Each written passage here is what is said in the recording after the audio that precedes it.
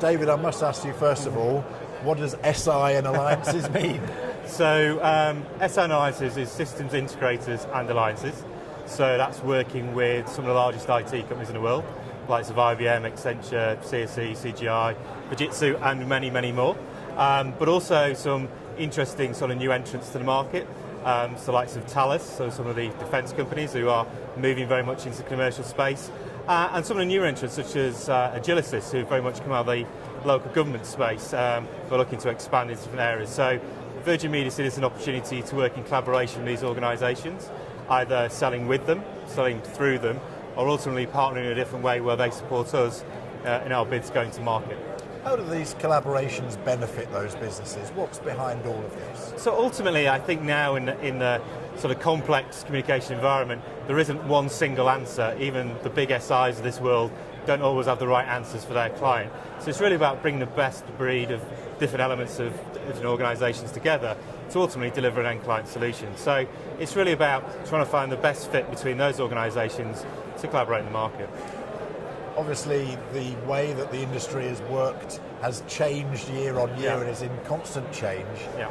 Talk us through some of the changes in collaboration between businesses that you've seen, especially over the last 3 years to where we are now. Yeah, I think it's been a real step change. I think organisations have obviously gone from a different way of procuring services. So you've gone from the big, large, outsourced, complex, mammoth deals of maybe 5-10 years ago to areas where organisations are doing tower procurements. So therefore, the need to collaborate between different towers is absolutely there. Certainly within the government sector, you have the SIAM model. So ultimately, organisations have to collaborate in life and work together. And to some extent, it's always been there. Some of the big outsourcers always had a number of organisations collaborating together. But it's also the nature of technology as well, such as cloud. So cloud very much is driven around applications on demand and service on demand, etc. But underlying all that, you need a network infrastructure which can guarantee delivery and service. So actually that collaboration is a necessary part of delivering cloud going forward.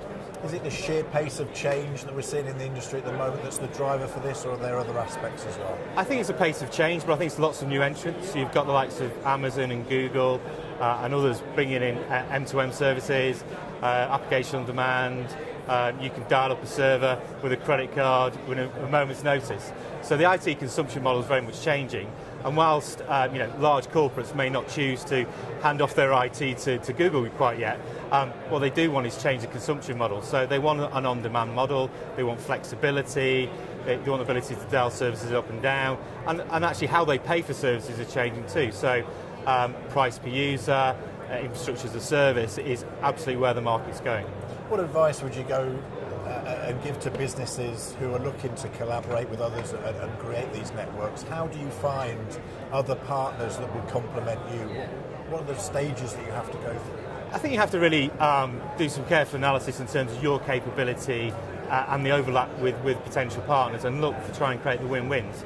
There will always be an area of conflict where partners will clash in terms of their portfolio or their aspirations. It's really looking for areas where there is a weakness in the partner's capability that you can enhance, or vice versa, and really finding that way of really, from an end client's view, driving value for that end client. I think if you find those elements together, that's where success comes from. What are the sort of barriers that you commonly see where things overlap? I think there's a lot of overlap in maybe a number of traditional areas.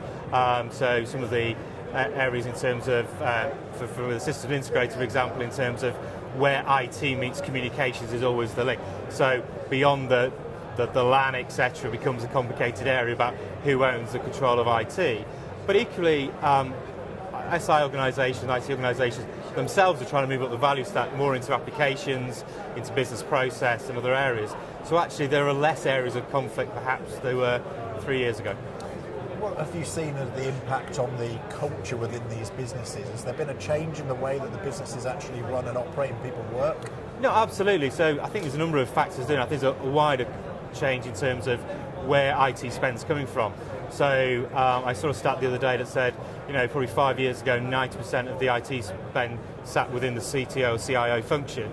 Now that's down to maybe 30%, and by 2018 it's expected to be less than 10%.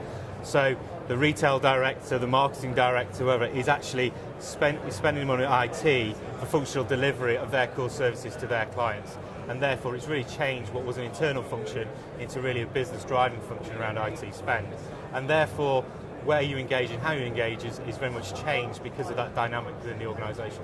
So we've got working practices that are changing, we've got more collaborations coming in. How has this made the business strategy for companies as a whole change over those years? Well, I think it's the speed of change and being flexible and dynamic. So I think organisations that say they have a 3-year long-term plan, whilst it's a good idea, will find it changing very, very rapidly.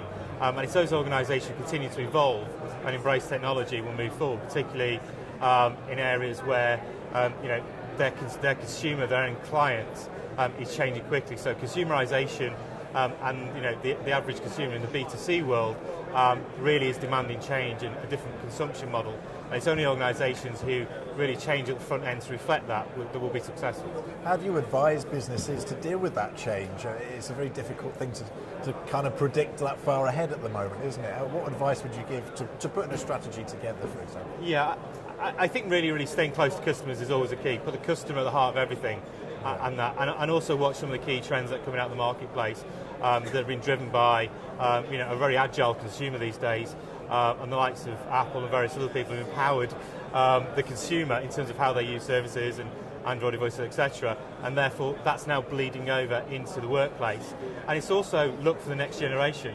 So you've got Generation Y, Generation Workforce, and beyond that, Generation Z, who are really going to want to do things in a very different way.